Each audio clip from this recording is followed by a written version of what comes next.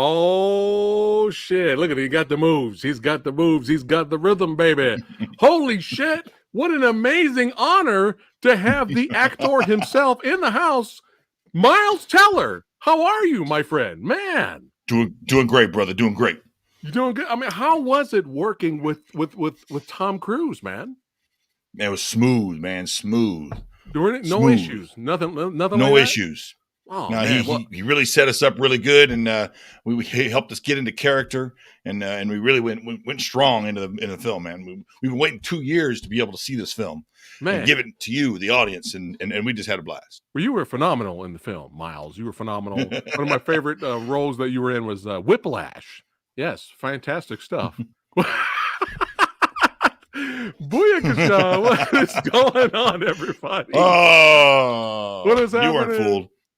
Yeah. Here, I'll put on my 3D glasses. Maybe it'll look different. Oh, it's still funny. It's still funny. You know, I went to go see this movie over the weekend. Cranky Critic in the house. What's going on, brother? Welcome back. I'm doing well. And I went and saw it with Easy Egg Shen. We both went to go see it, and as soon as Miles Teller showed up, he was all like, "Hey, yo, it's Chris, bro." Look. There is only one other person in my life who actually said, "You look like him." I'm like, "Who the hell is that?" Oh, we're just messing around, man. We're just messing around. What is going on? Something I do for fun every once in a while. Yeah. Whenever somebody calls me, like I look like another actor or something, I change my Facebook profile to that actor for like a week. You should. What's going on, Movie Dojo Army? Hanging out with the Samurai Guy and the Cranky Critic. That's right. We're talking Top Gun Maverick. That's right. But first, let's do the roll call. Who's in the house? We got Jake Hall. What's going on, brother? Saying hello, Cranky Critic. That's right. Yes, I am. Hopefully pushing the right button, or what's the word I'm looking for? Hopefully, I'm motivating Cranky Critic to start doing some more movie reviews. I've got my liquid courage here tonight. There you go. A&W root beer. There you go. But yeah, man, I'm trying to get him to do some more videos.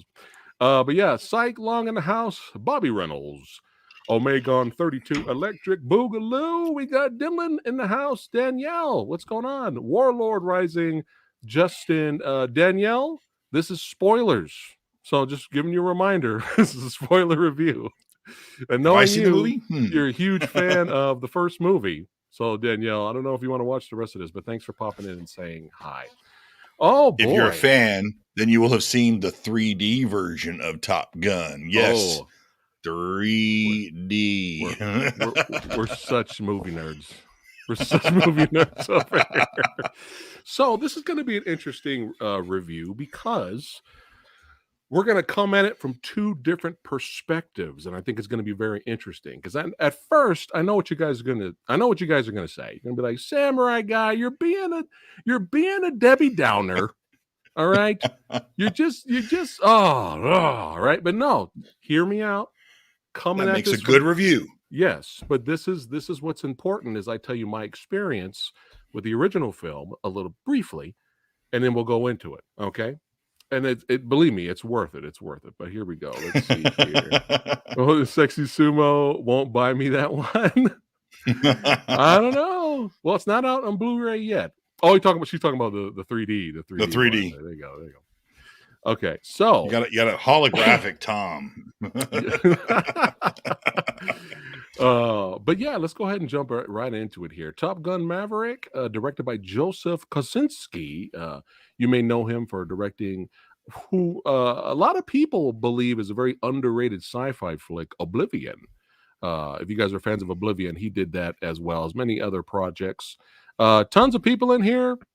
Miles Teller himself, Jennifer Connelly, Val Kilmer, and the Ham-and-Egger himself, John Hamm, is here. So quick, brief plot synopsis. So after more than 30 years of service as one of the Navy's top aviators, Pete Mitchell is where he belongs, pushing the envelope as a courageous test pilot and dodging the advancement in rank that would ground him. So that's the basic brief plot. We'll go into that a little bit more later. But I will give my brief snippets of my experience with the first movie, and then Cranky Critic, you give your experience with it. So first of all, I like I'm going to get a lot of flack for this one too. Just like John Carpenter's Christine, okay? Top Gun, John Carpenter's Christine. I'm using both as examples. I understand what's iconic about both of them. The music, the soundtrack, the characters, the one-liners, the visuals. I totally see and respect the awesome filmmaking that went into Top Gun and went into Christine. But unfortunately for Samurai Guy, I don't know why, and this is just my personal experience. I have a love-hate relationship with both movies. So you'll have Samurai Guy like many years ago, late 90s or whatever. And I watched Top Gun and I'm like, yeah, fucking Top Gun, son. Woo! I feel the need for speed. All that stuff. Woo! And then 5 years later, I'm bored out of my fucking mind. And then another 5 years later, I'm like, woo! Top Gun, man. Yeah, and I'm always same thing with Christine. I'm always off and on. I love and I hate both movies, but I respect both movies. So me going into this was just kind of out of curiosity going into the sequel, and I heard good things. So I'm like, okay, let me give it a shot. So that's me. I respect the first film. I like the first film. It's more like I bought it on Blu-ray, but I won't upgrade it to 4K kind of level. Like I don't have that love for it, but I respect it.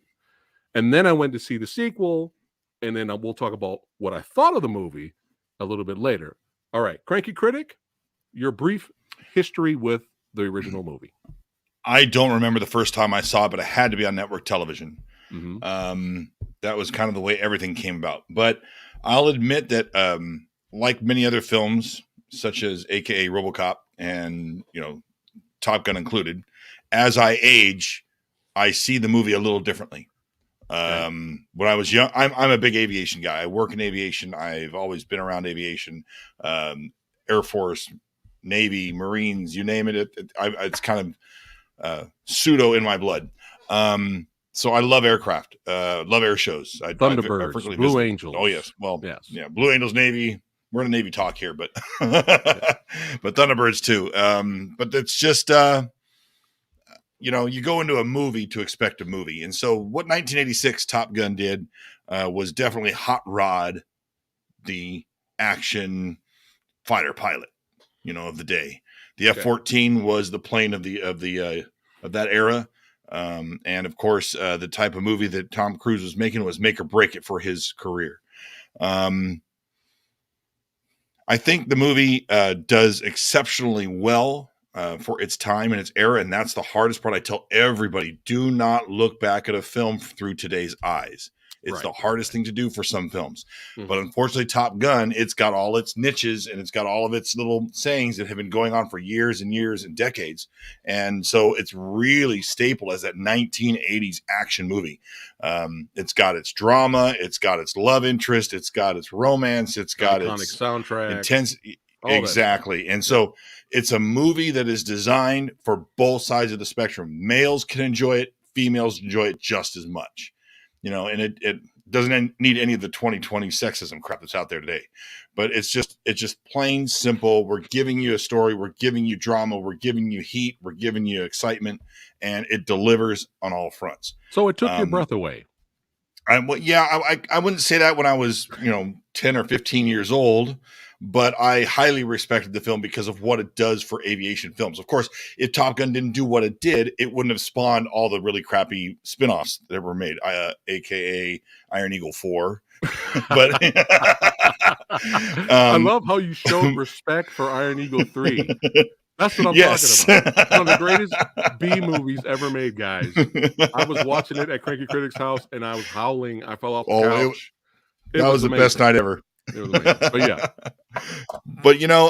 But things like Flight of the Intruder and other films that just continued on the aviation spectrum. Top Gun was the beginning of that. You can say the same for Star Wars. What did it do for science fiction?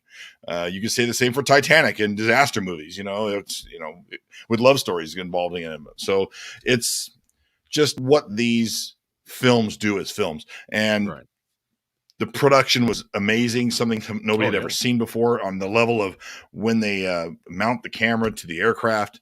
And then, of course, the original film has a lot of models, but only for intense sequences where, that's kind of became the fun. If you ever see Hot Shots, definitely see it if you're a Top Gun fan. Classic movie. Yes. Classic movie. See, And I've dated myself now. Hey, I still like those movies. It's fine. All right, cool. So I you went still right have over my son's head. you still have the same I know, right?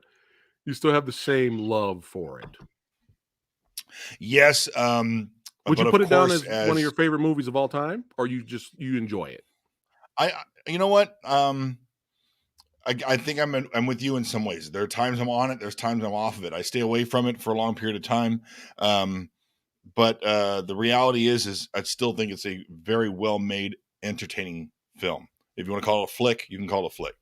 Right. Tony Scott, I think, did incredible work on something that nobody had ever done. Underrated director, yes. Tony Scott. Yes. It's a shame. All right, so there you go, guys. Two different perspectives and experiences with the film coming together. Twin powers activate. All right, combining powers going into the sequel. Let's talk about what we thought of it now. Actually, before we do that, take us in high school. Now, imagine if some shadowy figure walked up to us and said, "Yo, what would you guys think if like they made a Top Gun sequel, but it wouldn't come out to like 30 years later, and the plot was going to be about Maverick. He was like, he's older now, right? So he's going to be like the teacher and teach his brand new young group. Oh, what do you guys think of that?" We probably would have flipped the guy off and walked away. It's like that was a horrible idea. That sounds like a horrible sequel idea. Has always been talked about, and so many things were thrown around. Yeah. Even some of the stuff that was around 3 or 4 years ago during production, I think still the internet was getting it wrong. And you look at what the film actually is now today, and it was nothing like what people thought it was going to be. Right. We got Sumo here. What's going on, PhatSamuraiGuy and Mr. Cranky Teller? Love you in Fantastic Four. Oh my goodness! I have not seen that Fantastic Four, by the way. Fan Force that one.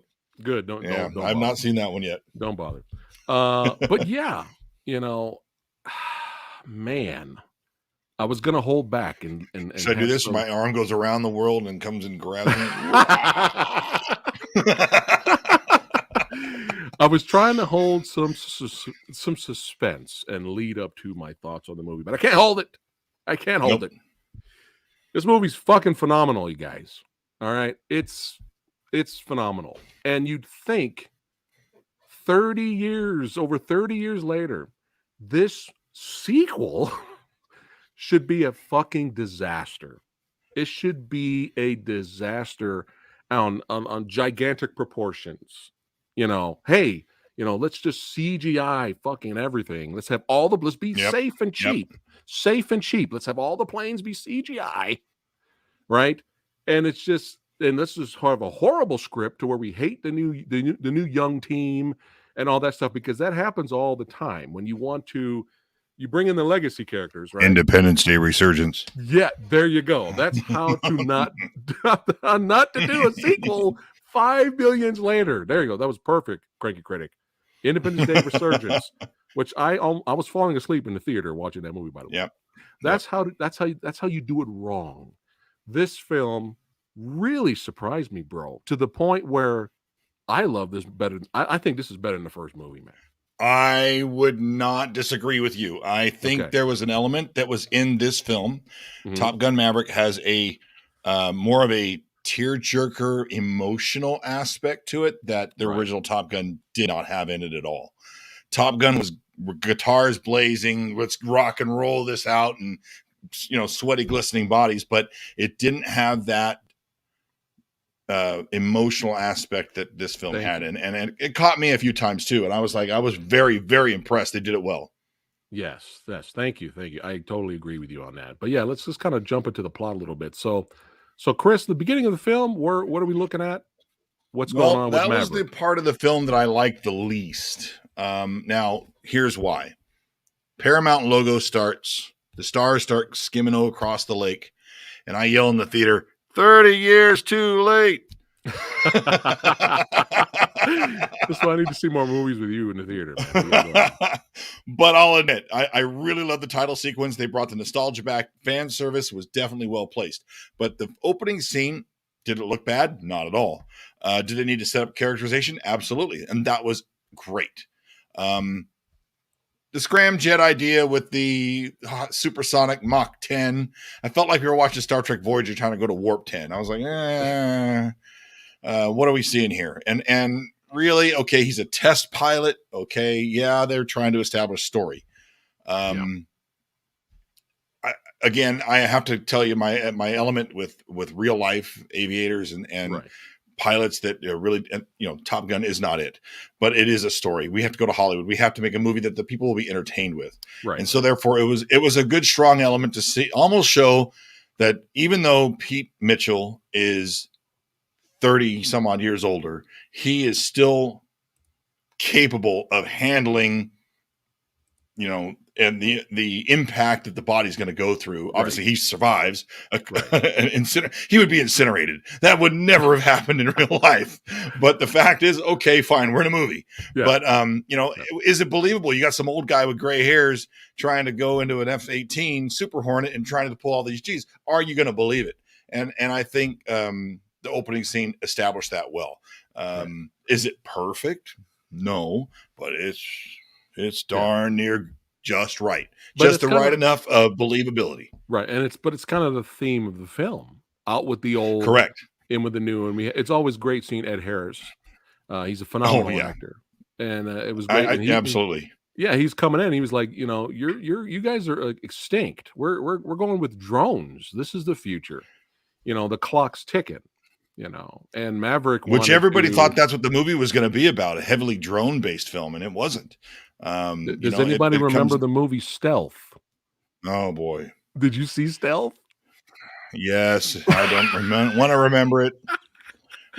I haven't seen it all the way through. I've seen enough of it to know that I probably the third act is the worst. Yeah, the third act is the worst. Everyone's right now is like, Stealth. What are you talking about? Yeah, Jamie Foxx, air refueling stations in early 2000s. Early 2000s movie. But yeah, but that's one of the reasons why Maverick does what he does here in this scene. He wants to prove that the human fighter pilot will always be the best choice to go with. And he did this for his team too, everybody working, because he didn't want everybody to lose their jobs and whatnot, So it was kind of like there was a point and a purpose to this. And Ed Harris is like, well, all right, you went against my orders, but that was impressive. But we got some other work for you now. Another thing that this movie nails, which movies like this always fail, is now when you invest yourself into an original property, whether you're fans with it or not, you can still appreciate fan service. You're like, oh shit, I get that reference, like Captain America from the Avengers. I got that reference, right? So it's kind of like, we like that, right? Spider-Man: No Way Home, stuff like that. Fan service is fun. It's fun. It rewards you for watching the original material. But what do a lot of these movies nowadays do wrong? They overdo it sometimes with the fan service. And not once, and you get some fan service in here, but not once was I cringing in the theater like, oh God, or like I'm rolling my eyes. You know what I mean? Yeah, never once. Yeah, it's like, because they had moments like this. They had moments like this. And they're easily gonna be like, remember this from the old movie? You remember this from the first movie? You remember? It's just the planes changed. It's like the whole member berries thing. And not once did I was like, oh God, you know what I mean? Jennifer Connelly, telling Tom that he takes her breath away. Like they really could have went super cheese and overdid it with member berries, but not. I felt like they respected the fans of the first film. You know what I mean? Which is hard for much of Hollywood. Yeah. But let me throw a curveball in here.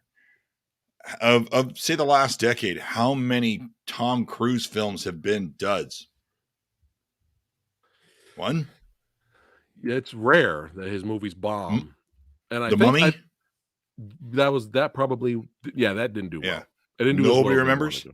Yeah, yeah. But you can see what he did bring to the film, and he brought some really good action sequences. It's just the story itself fell apart, and it wasn't strong enough, and the Right. Dark Universe was killed in the first film. But when it comes to what Tom Cruise is pulling off these days, I mean, he's setting the bar, and he set the bar back with Mission Impossible 3 for me, and I just kept going, wow, amazing. How do you keep doing this? Yeah. I mean, the guy's gonna be, dead from some big stunt someday. Who knows? But people hate it. Some of the things he's done. It's insane, especially in this movie. Yeah. I'm like, Jesus Christ, this is the motherfucker that was sliding around in briefs, singing in the goddamn living room. I mean, but now it's like people hate it when I say this, but it's true. As of right now, in terms of box office superstar mainstream status, he's kind of the only actor here in America that's the closest thing that we have to a Jackie Chan. And people, they hate it when I say that, but I'm talking about in terms of just stunt work. That's what I mean by that, because it's kind of true. Because who has that wide world appeal, superstar level? Everyone goes. You'll notice probably, and he does this. No studio wants to bank. Yeah. No studio wants to bank on that. The insurance that's required for stuff like that. Right. We already know that in the next Mission Impossible film, he broke his ankle during production. It's one of those things of, you'll notice also his production team. It's almost like Michael Bay. Everybody's traveling with him into each one of his films. You can see a lot of the same names rolling over because they know it. They can secure it with the studio money and say, look, we've done this many times before. We know how to handle it. You can feel safe. You don't have to be worried about us sending the main star to his death fall. Right. Yeah, it's crazy. And another thing which I forgot all about was after we saw this movie, Easy Egg Shen said, dude, do you remember when this was supposed to go straight to Paramount Plus? I was like, are you fucking kidding me right now? I totally forgot about that. Only Tom Cruise. I saw the film IMAX. I know Tom Cruise fought against it and got this movie to be released in theaters. And only Tom Cruise could have got away with that. If it was any other actor, they'd be like, fuck you. We're going straight to the streaming service. Yes, not even theaters, straight to Paramount Plus. What a disservice. This is which was called CBS All Access back then, I think, right? Yeah. Which is it's already changed names. But yeah, so again, the member berries wasn't overdone. It was very well done. I was not cringing. Here's another thing that these 5 billion year sequels do wrong sometimes is we got to bring in the youngins so we can bring in the youngins, right? Yeah. Because the younglings don't know nothing about Legend with Tim Curry.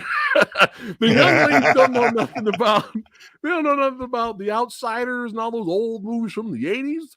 The youngins want to see other youngins. And what happens? They bring in the youngins, and then it's fucking, the writing for them is horrible.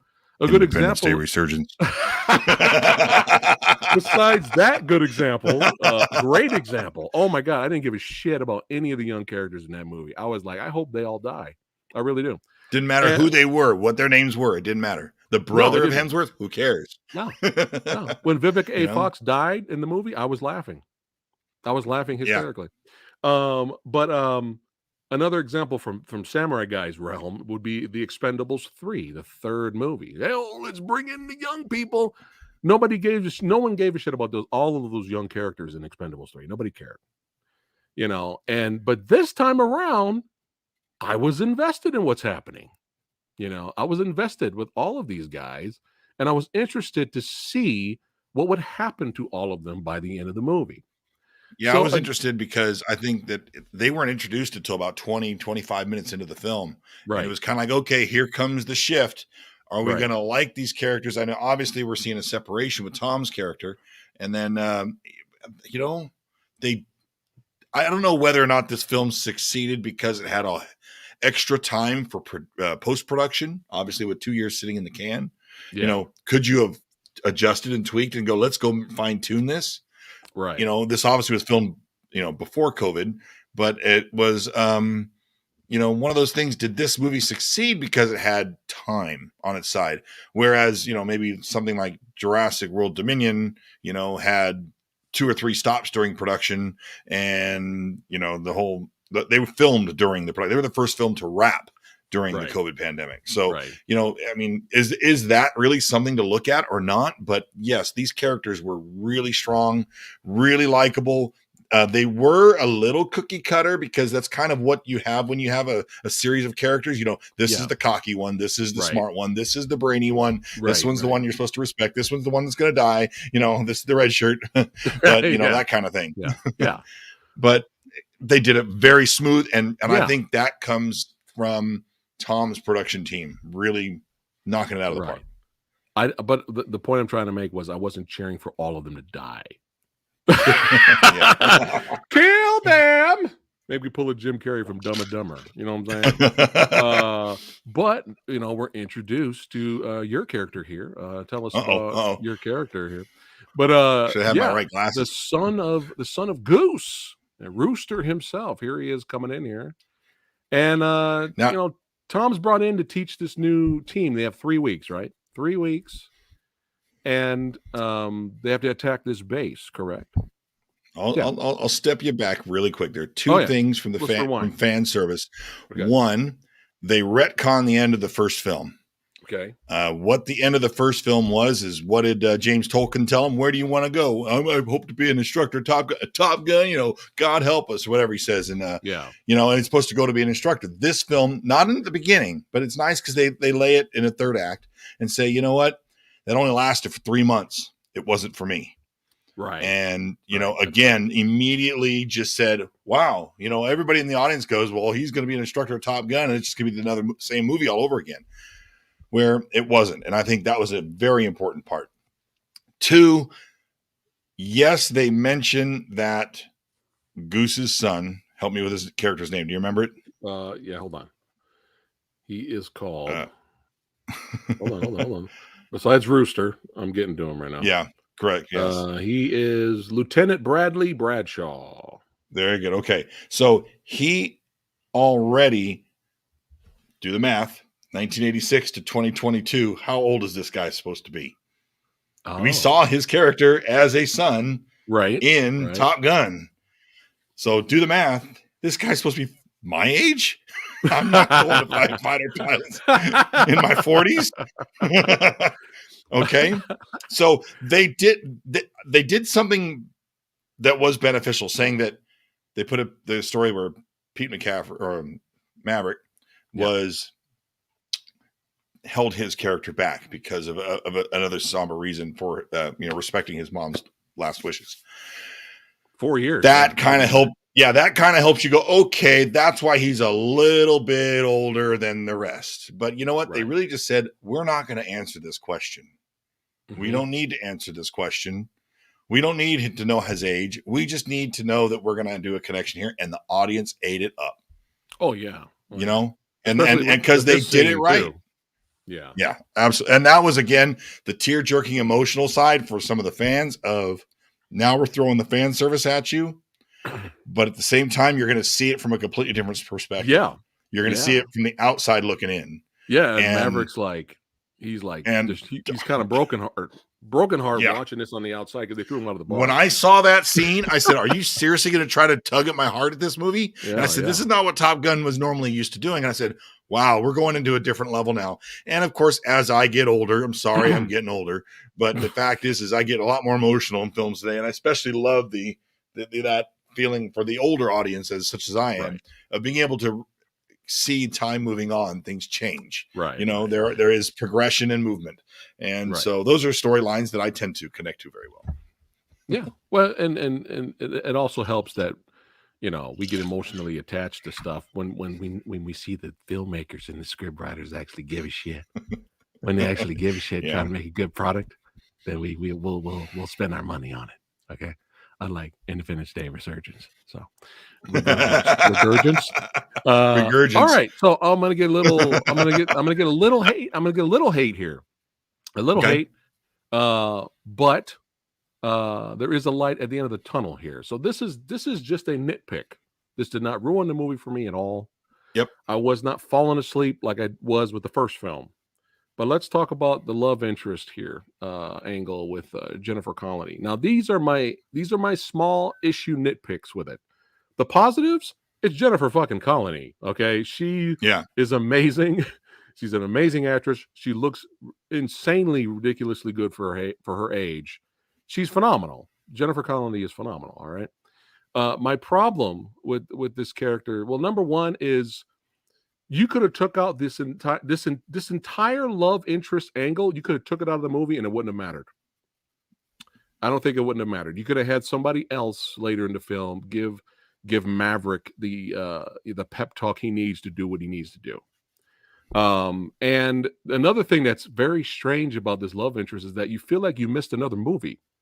You feel like there was a movie before this where they met, you know, especially when they bring in the daughter, her daughter, you're kind of like, oh, did we miss a movie between? Like I said, these are nitpicks.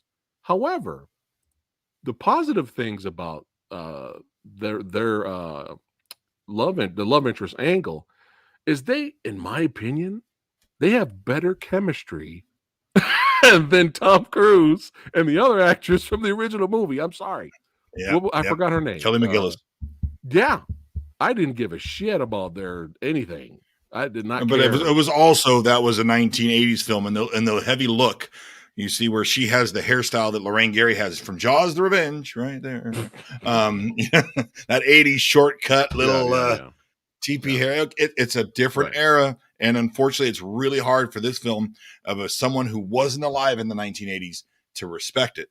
But it's one of those things. At least I don't like forced love interests in movies, but that's in every fucking movie. There's nothing we can do about it, unfortunately. But like I said, I wasn't annoyed. I wasn't cringing. I was perfectly fine because they both had good chemistry on screen, so I didn't mind it. But I wanted to point that out. Now here I'll go to fan service. Now this I don't think, I could be retconned on this because this video is going to be posted on YouTube, and I may be wrong. But I'm going to go with it. There is a fan service that says that in the first film, when Maverick buzzes the tower, he gets screamed at by the Admiral. Okay. I want some butts, and they talk about some things that he did. And I think it was Tom Skerritt who said, or I can't remember, sorry, but who said that all the things you fly by over 2 towers and 1 admiral's daughter. And supposedly, they say this could be that admiral's daughter. I'm hearing word and talk that that's what this character is supposed to be. Okay, that would make sense. Like they had this past love interest, and he buzzed her once. Right. I don't think the movie actually says it, but I could be wrong. I could be there. Maybe a line I might have missed. He buzzed her. Yeah. But that's more like waxing. If that was more like, like definite, like a definite confirmation, that would probably help me. I don't think they wanted to be too on point with it. Okay. All right. I like how you brought up earlier that they took their time with some of the storytelling. They didn't just, this is what's happening, and do you remember this? And that. They kind of just let storytelling happen, because it was like way later in the movie when I heard 2 people behind me go, "Oh, is that Goose's son?" like we knew from the trailer, the trailer, right? But for a while, there were some people behind me that were like, they didn't know until it was revealed later with the flashbacks when he dies in his arms and all that stuff, And I was just like, there you go. There's a good example of let storytelling happen. All right, so we have our teacher trainer Maverick, giving this new students a hard time, trying to break them in. I like how he told John Hamm, they've been told they're the best their whole lives. I want to see them, go beyond their limits. You know what I mean? And dude, love the training sequences, bro. No, I'll go into some of no. I'm just saying it was absolutely like a video game impressive, and none of it's a video game. It's extremely something that nobody else has ever done. Insane in top-notch Hollywood, and For nerdism reference, when they filmed with these aircraft, they filmed with actually some of the very first F-18 Super Hornets that were actually in the fleet. These aircraft tend to be a little bit older, and they're not they don't have the modern upgrades that the current Super Hornets have in the fleet. But for those that don't know, the Blue Angels actually transitioned from their old legacy F-18As, Bs, Cs, and Ds to the Super Hornet about 2 or 3 years ago. And actually, the aircraft that Maverick and Tom Cruise flew in the movie out of China Lake when they filmed this movie, that aircraft is actually a Blue Angel aircraft now. Oh, the actual tail number, the actual aircraft. And if you get binoculars, there's some really good, close-ups of the tail number on the back of the aircraft. If you ever go to an air show for the Blue Angels, you'll be able to see, if you know the right number for the aircraft, it's actually the real plane that was in the movie is now a Blue Angel aircraft. So you could tell that obviously they used something real. They really went above and beyond. There is CG aircraft like that shot right there. Right. That's not real. Right. There is CG aircraft in this movie, but it's done well enough that, you don't get taken out of the movie. No. But the majority of it is fucking real, bro. And exactly. And the reality is I have friends that are fighter pilots, and of course they go, yeah, the drama's not real, but that's Hollywood. And when you're a nitpicker, you can nitpick this, but the reality is the movie is so well done, you don't care about the nitpicks, and that's what makes a great film. Yeah. A great film is when, yes, I could pick this apart, but the movie is so good, and I can watch this over and over again that it doesn't matter that there's a mistake in it. Right. And it's like the T-Rex scene in Jurassic Park. The T-Rex walks right over the wall and over to the other side and walks back. It's a cliff. Oops. Yeah. But it's one of those things that it's just a good movie, and you're going with the flow and the edit. And this film succeeded on all levels, and I don't think people are going to nitpick. I could, of course, I sit there and I look at the shot that's facing Tom Cruise's face. Now, of course, he's truly in the rear seat of the airplane. Right. He's not flying the airplane like the pilot. He's doing his acting, making it look like he's the pilot. Well, you can tell when you're an F-18 fan that he's sitting in the back seat of a plane. They, of course, for the film, portray it as it's a single seat aircraft. So, all right, fine. That's enough nerdism for now. Cranky Critic 101. So Tom did not fly these planes? Because you're going to break everyone's heart right now. The Navy would not allow him to fly the Super Hornet, but he did sit in the back seat while the original pilot is in the front seat. When you see the helmet behind his head, you see a shot or two of it there, and it says Maverick on the back of his helmet. That's not Tom Cruise. You kind of can tell. Okay, here we go. I have a shot right here. Hold on. Now that's the front. That's him sitting in the back seat. Now, if you look outside the window on the left and right over his shoulder where the missiles are, you'll see the trail, the leading edge of the aircraft going towards the wings. Now that's how you can tell he's sitting, further back. Look at the plane on the left on the left side of the picture. You see it's a 2-seat aircraft, and you see where that piece is. It's right underneath him. Right. He's really sitting in the back seat. Okay. But then there's a shot where that shows the front seat, and it shows his helmet, and it shows over his head, and you can kind of tell it's not him. But who cares? Okay. Who cares? Not everybody's sitting in a soundstage with a movie screen behind their head, just rocking back and forth like this. No. I mean, a couple of them do in the movie, but when Tom Cruise is in it, it's the real deal. Well, the important thing is, that's a little bit of a downer for me, but I'll be honest. The important thing, though, is that these are still actors in real planes, and these fighter pilots are fucking amazing at what they do, and we're still getting real stunts, and of course it inspires the public, and people are once again interested in becoming fighter pilots again. This movie is an actual recruiting video is all it really is. All the kids now want to go do this.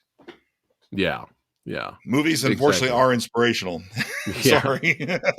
But I was having fun with the training sequence. There it is. That's the shot right there. Okay. And there are times in the film where you could tell, and obviously that's not Tom Cruise, because that is the front seat. Right. So basically Tom is doing what all the other actors are doing. They're doing the same thing. Yes, there are shots with the other actors that were on a soundstage, and that's usually the close-up shots where their faces are primarily full screen, and then of course you may see the guy in the backseat going like this. Those are the shots that are in studio. But of course you get the canopy bubble, the open shot, and you get all the excess, footage back here. That's Right. the real stuff, the real deal. Copy that. But I enjoy the training sequence. I love how they placed a bet on the old man. We're gonna beat the old man. I was And sad because when I went to go see, I want to say Multiverse of Madness, they showed that entire sequence in IMAX. Oh, wow. So I saw that entire sequence in IMAX theaters before I saw the rest of the film. I'm like, oh, it's in the middle of the movie. No, don't ruin it. Oh, but I hate unfortunately, yeah, but IMAX wants to push IMAX. So I get it. And they give you those 10-minute snippets. And that was the scene. And it was really a fun scene. I mean, very well edited, very well paced, great song, But yeah, it was just comedy, just them having to do push-ups because they kept losing the bet because Maverick kept kicking their ass. But of course, things don't go well. It gets out. People are like, "What is the relationship between Rooster and Maverick? Like, what's going on between them?" You know what I mean? And of course, things get heated.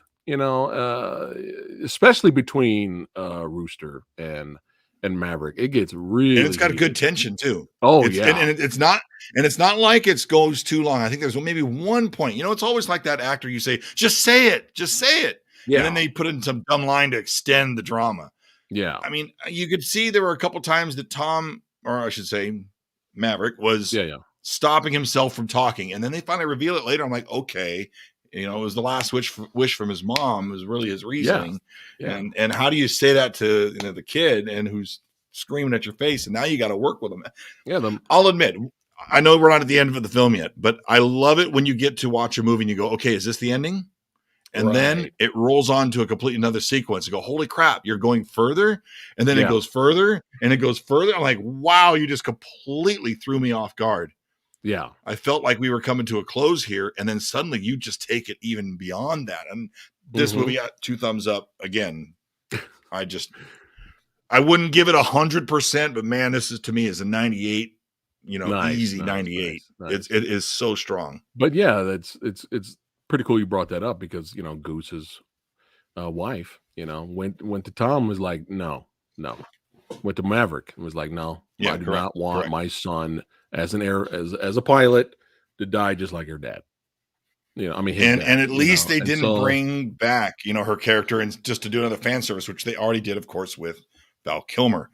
You want to lead into that? It just that's actually the next image. So things are not going well, and then he gets everything's falling apart, and even the Hammond himself is pissed. He's like, dude, what are you doing? What do you do?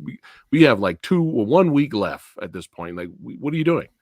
And so things are not looking good. They're not looking good. And then all of a sudden, Maverick gets a text on his phone. It says from Ice, and then they start chatting back and forth, which is great. And Iceman's my favorite character out of the first movie. I actually didn't really like Maverick, to be honest, for the first movie, but Iceman. This scene, bro, talk to me, Goose. Talk to me, Goose. Dude, this scene when he went to go visit him, bro, was like the whole audience was quiet. They purposely held on to that as long as they could. We knew Val Kilmer was in the story, but we knew it mostly from articles, but they had to hold on to the legitimacy of that scene. And I think that everybody knew, okay, we're getting Val Kilmer somehow, but we all know the current state of his health. Yeah. How are they going to do this? And when they start going into the text messaging, I hate text messaging in movies. Right. I will 100% deny it. But this was used respectfully. It was almost like, we're getting this character. Are you giving him to us? Are we actually going to see him? And I thought, still, even when they meet, they drag it and surprise. And it's like, holy crap. I thought the picture of him, the poster of him. Yeah. I thought that was it. I didn't think we were going to actually see Iceman in person, but the character and that was the movies. It was hard for him to speak because of his health, so he had to communicate that way. And he's like typing. Correct. And I think that was also the same respect to what I mentioned earlier about the ending. You brought me to this point, and I go, okay, normal movies would end right about here.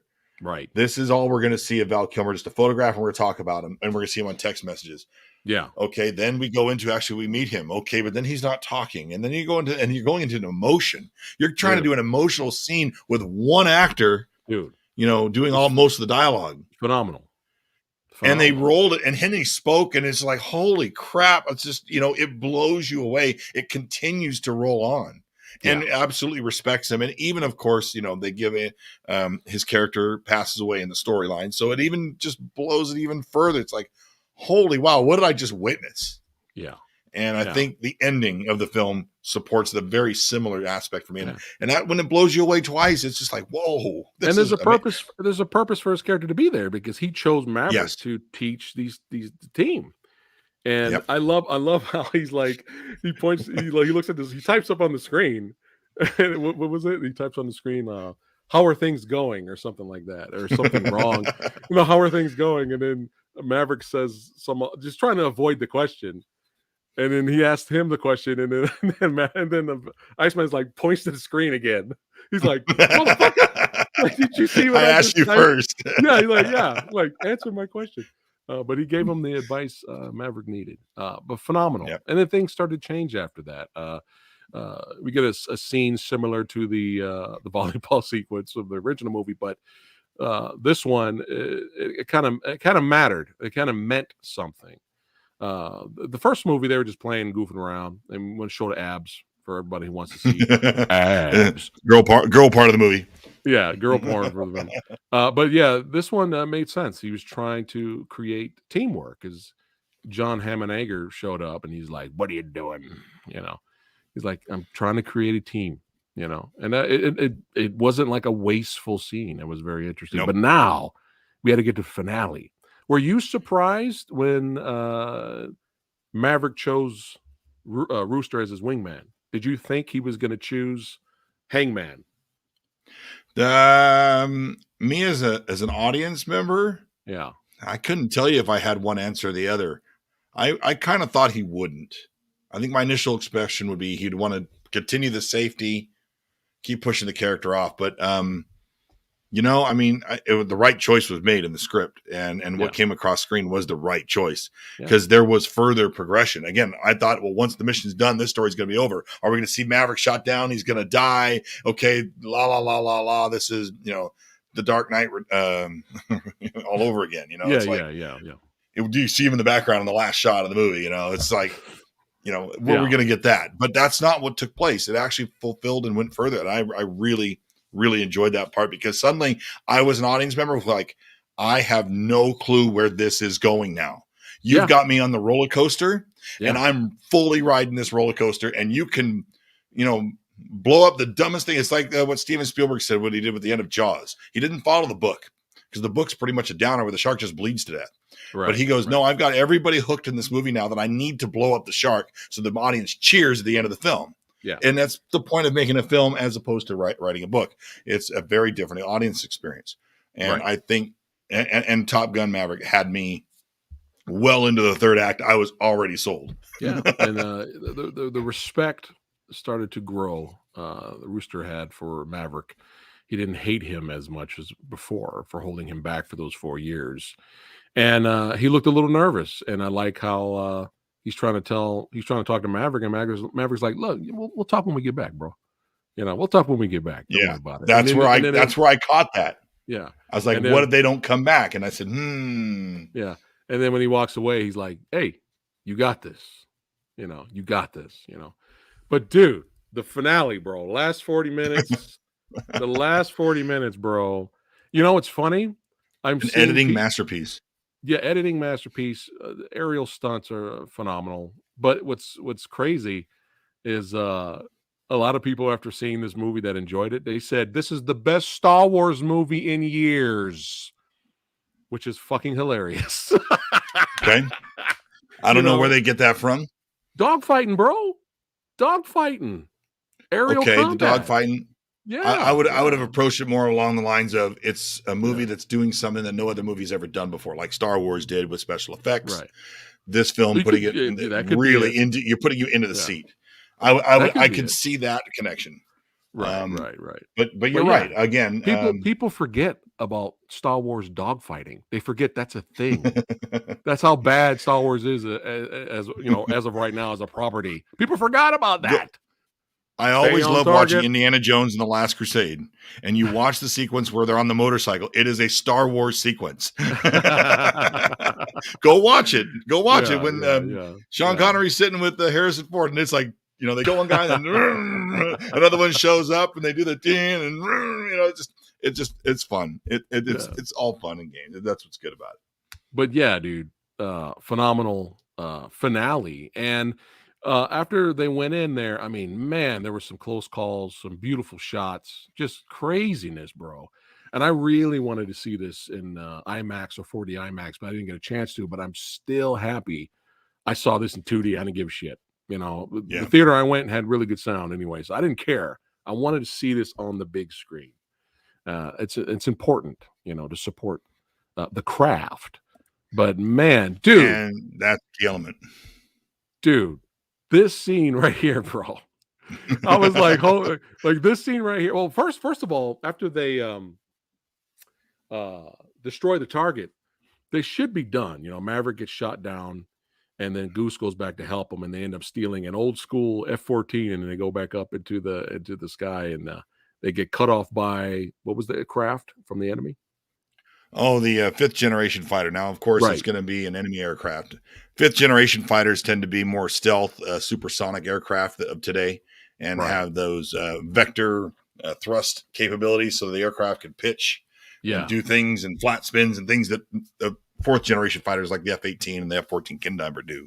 So legacy aircraft is what they call them. So I was already on the edge of my seat, enjoying the attack on the target.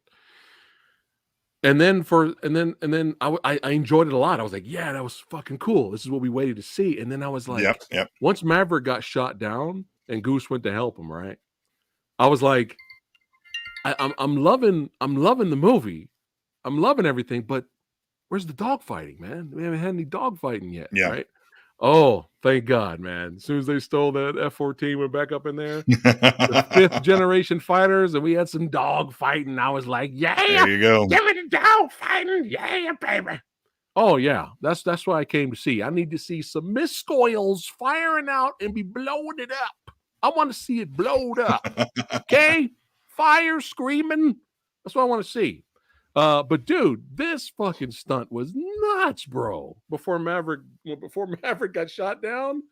Oh my God, dude. Rooster ran out of flares to detract the missiles, and Maverick just flies over him in the air and unleashes flares to, I mean, it's fucking nuts. It's phenomenal. It was very, dude. very well done.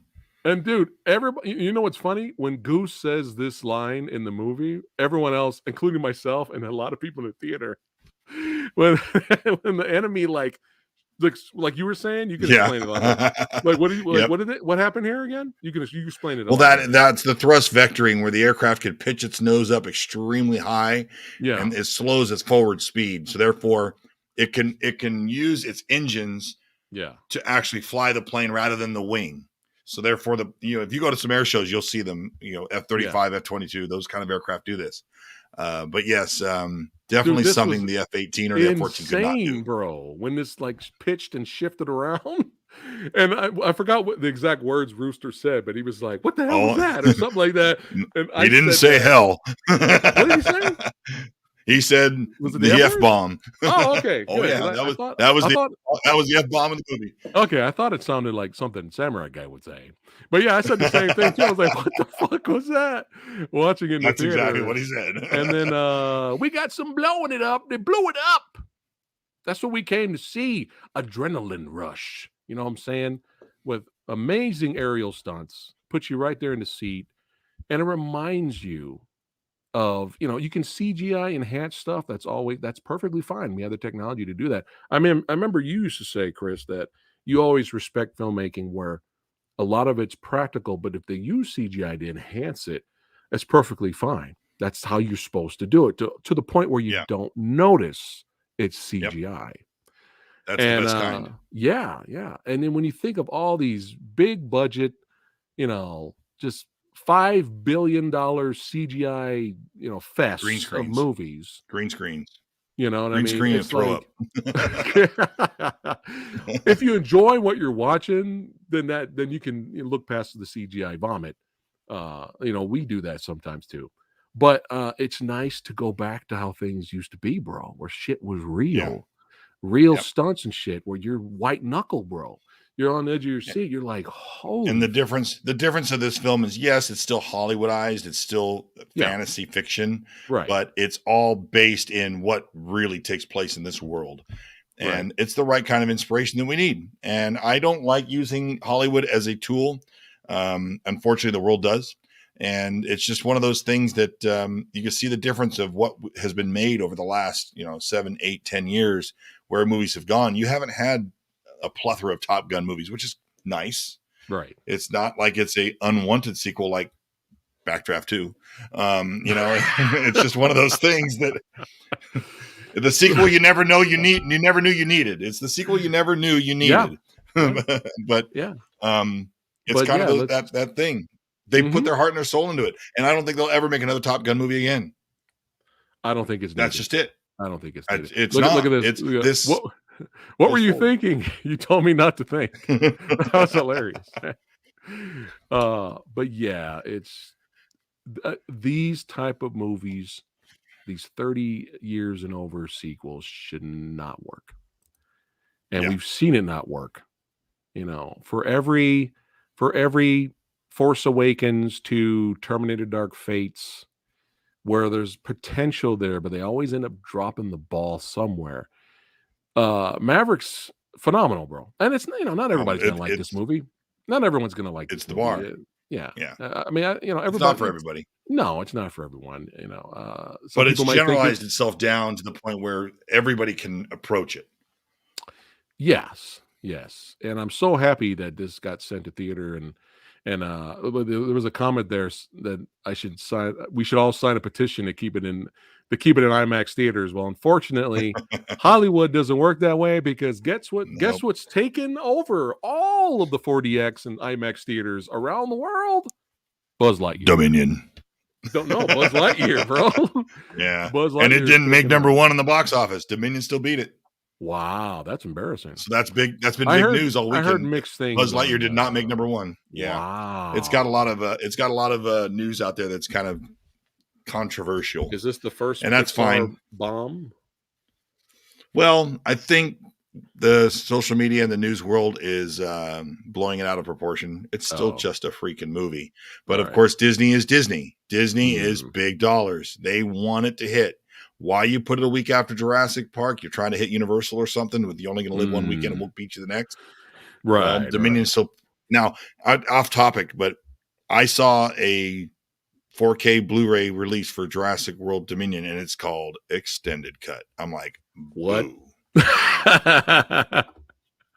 I'm not joking. Yeah. Now, this is my problem, and this is kind of goes into what I think we talked about a little bit earlier with the 2 years of post-production possibilities with Top Gun Maverick. Because studios trim movies down to get them to the theaters at a lower time frame, to be able to squeeze more showings per day, because it's all about money. Why would I ever want to go to a theater and see a movie if you're going to give me the real movie when it comes to home disc and home media? I agree with you. I don't, there's two sides to it. I get it. Yeah. There's millions of dollars involved, and it's not my millions of dollars, because if I had $1 million, I wouldn't be sitting with this in my background. But the fact is that some movies purposely do that just to get a PG-13 rating. Right. You can name those. Mm-hmm. And then other films will do it just because, well, the movie really isn't that great. We're just trying to throw more scenes to get you to buy it again, aka Jaws: The Revenge. A lot of deleted. It could be a lot of deleted scenes. They just they try to change it to gimmick you. It's a gimmick. It's to say, sorry, oops, we screwed up. We're going to give you a different edit now. Go buy it again. Yeah. Don't get me wrong. I'm a movie fan. I'm a physical media fan. Mm-hmm. It's just, I will own it, because I will own movies just to have the full complete collection. Yeah, you're a completist. Yeah, I'm a completist, and that's just what I do. And I can lean And I can lean when a director or a producer or a writer wants to lean and say, let's pull something a little different. But when you're trimming the movie down, trying to make billions of dollars or millions of dollars, whatever it may be, yeah, and you're not giving us the complete experience the first time, I find that as a bad, that's a bad jab right in the side. You know, you made me spend $30 on a ticket to go see it IMAX 3D, whatever. Yeah. And then you're going to come out and say the movie really was longer and you missed stuff. No wonder my review of, the movie is terrible because I said it was all chopped up. Right. Highlander 2, The Quickening. Oh, man. Well, go do that one. It's kind of a guilty pleasure, kind of. I know. I totally agree. But I totally agree. Stay tuned. We'll bring it in Lady Fablet on that one, though. We ain't doing Highlander 2 without Lady Fablet. Nope. But yeah, let's get back on Trizak here. Let's go ahead and rate this bitch. On the samurai scale, we use letters, remember? C is average. Really, okay. C is average. You can go minus and pluses. What are you giving Top Gun Maverick? A+. All right. A+. A+. Yeah. And let's see what Samurai Guy is going to give it. Again, off and on with the original movie, we date and then we break up. We get together and then we break it up. But again, the movie theater experience, a well-crafted film. I didn't hate anything in it. I was exhilarated and completely blown away with the finale. And it takes you back to a time when real stunts mattered, and a lot of props go out. Shout outs go out to the pilots and all the stunt crew that made this movie happen and brought us the magic. The script, the script worked. They didn't give us an extra large dose of member berries. They gave us a little squeeze. Then we went in the little cup there. You know what I'm saying? And it's just it's nice. It's nice. So I love going into movies and being pleasantly surprised, especially into a franchise I'm not totally invested in.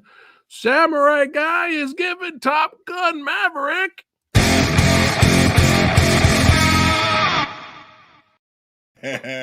Holy shit. I thought you were going to play some Limp Bizkit there. I didn't listen to them in high school. I don't know what you're talking about. I pulled out that album the other day, too. Who's that? I don't know who that is. But yeah, I call it Limp Bizcat for my cat now. Oh my goodness. Well, everybody watching, let us know what you guys thought. Let us know in chat. Well, we're getting ready to wrap it up now. Let us know in the comments below what you guys thought. You hated it, you loved it, it's all good. And again, really quickly, thank you everyone who's been supporting the channel for many years. We are at, as of right now, this could change by tomorrow, but we are at 28,000 subscribers. So thank you so much, guys, for supporting us all these years. And the next goal is we're going for 30, baby. We're going for that 30,000. Thanks again. So if you're new here and if you enjoyed what you've seen and hanging out with these knuckleheads, go ahead and like, share, and subscribe, all that good stuff. A lot more good content coming. Tomorrow, we're going back to the movie Dojo, son. The movie Dojo is returning tomorrow.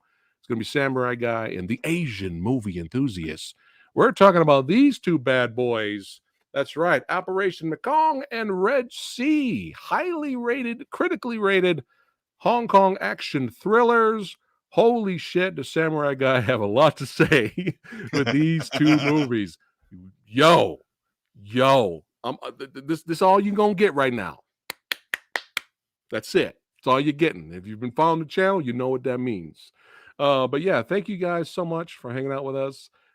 Cranky Critic, yo, you need to fucking start doing movie reviews and get some subscribers because they love hearing your input, my friend. You're very knowledgeable. It would be nice if I had that free time. Luckily, this week I do. I know. I totally get it. All right, guys. See you guys tomorrow, 6 p.m. Pacific time. Hang out with us for some action, good violence. And we'll see you on the next one. Take care, guys. I don't ever slow up, no I don't take shit. I got no love for the fakeness. If you wanna play tough and wanna hate this, I'll always show up. I don't ever slow up, no I don't take shit. I got no love for the fakeness. If you wanna play tough and wanna hate this, I'll always show up and make a statement. I don't ever slow up, no I don't take shit. I got no love for the fakeness. always show up and make a statement. Everything I do so instinctive and so passionate. Every word I move so descriptive like an adjective. I got a vendetta against people who patented being negative when you should be getting after it. I got facts over tracks, isn't that spit